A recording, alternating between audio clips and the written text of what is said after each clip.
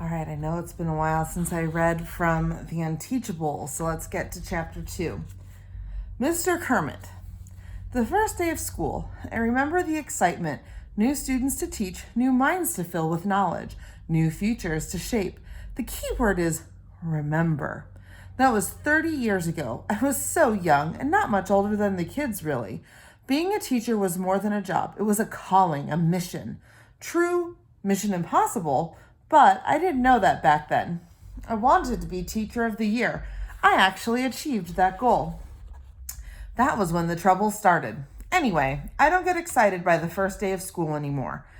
The things that still get my 55-year-old motor running are the smaller pleasures. The last tick of the talk before the 3:30 bell sounds. Waking up in the morning and realizing it's Saturday. The glorious voice of the weather forecaster. Due to the snowstorm, all schools are closed down. And the most beautiful word of all, retirement.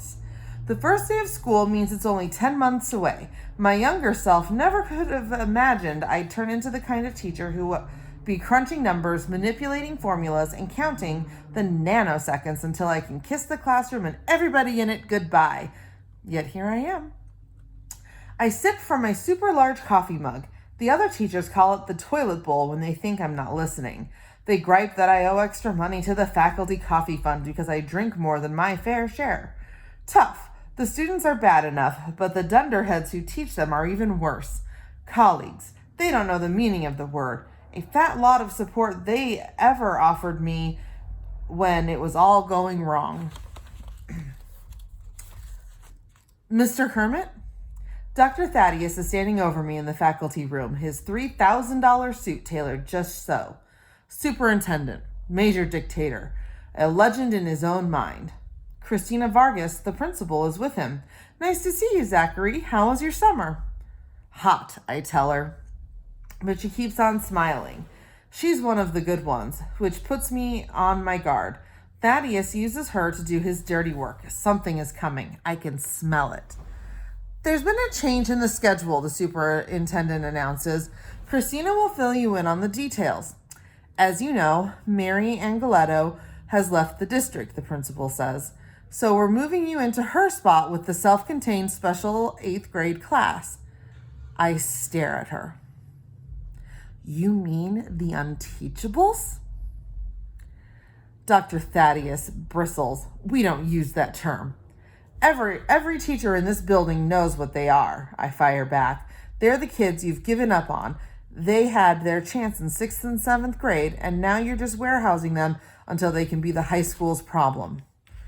They're a challenging group, Christina concedes, which is why we've chosen a teacher with a great deal of experience. Of course, the superintendent goes on pleasantly, if you don't feel you're up to the job, the light dawns. So that's what this is really about. Thaddeus figured out that I qualify for early retirement after this year. He doesn't want the school district on the hook supporting me forever. The Kermit men live till 95 minimum. My grandfather at 106 is still president of the shuffleboard club at Shady Pines. That's why they're giving me the Unteachables. They aren't interested in my experience. They want my resignation. I look the superintendent right in his snake eyes. You're just trying to make me quit before I qualify for early retirement. His response is all innocence. You're up for retirement already? I think of you as so young. It still seems quite recent. That horrible Terra Nova incident, the media attention, the public outcry, the scandal. Well, there it is. Jake Terra Nova. Thaddeus is never going to forgive and forget, even though it wasn't my fault. Or maybe it was. They were my students after all, and it happened on my watch. What a hypocrite.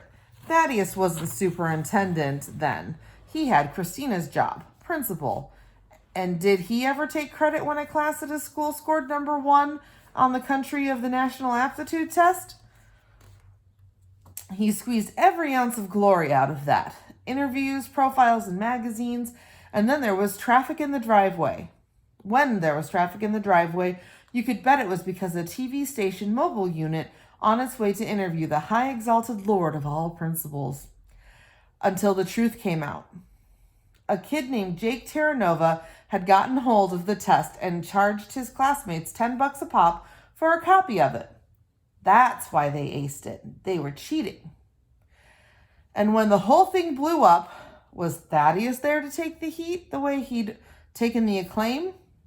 Not in your life. The teacher was to blame. That's who I've been ever since. The teacher whose class gave the entire Greenwich School District a black eye. Officially, life went on after that. No one revoked my teaching certificate or docked my pay or kicked me out of the union, but everything was different. When I stepped into the faculty room, people stopped talking. Colleagues wouldn't look me in the eye. Administration kept changing my department. One year it was English, then math, French, social studies, even phys ed. Me with my 2 left feet. I went into a blue funk. Okay, that wasn't the school's fault, but it began to affect my personal life. My engagement to Fiona Bertelsmann fell apart. That was on me. I was lost in my own misery. Worst of all, the one thing that was most important to me, teaching, became a bad joke. The students didn't want to learn? Fine. I didn't particularly want to teach them. All I needed to do for my paycheck was show up. Until next June, when early retirement would carry me away from all of this. And now Thaddeus thinks he can make me throw that away too, just to avoid a year with the Unteachables. Obviously, the superintendent doesn't have the faintest idea who he's messing with.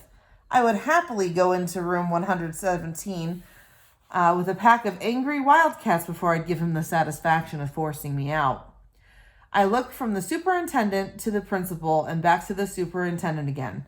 I enjoy a good challenge. I pick up the toilet bowl and walk out of there. Careful to keep that big mug steady. Can't risk spilling coffee all over myself. It would spoil the dramatic exit. 3 decades in this school, and never once have I set foot inside room 117. I know where it is, though, from the stint in phys ed. Somebody has to be in the remotest classroom of the entire building, but I decide to be offended by it. It's just another part of the conspiracy to force me out. Well, it won't work. After all, how bad can these Unteachables really be? Behavior issues? Learning problems? Juvenile delinquents? Does Thaddeus honestly think I've never crossed paths with students like that throughout 30 years in the classroom? Bad attitudes? The kid hasn't been born with an attitude that's half as bad as mine at this point. Face it, the Unteachables can only hurt you if you try to teach them. I gave up on teaching anybody anything decades ago. Since then, my relationship with my classes has been one of uncomfortable roommates.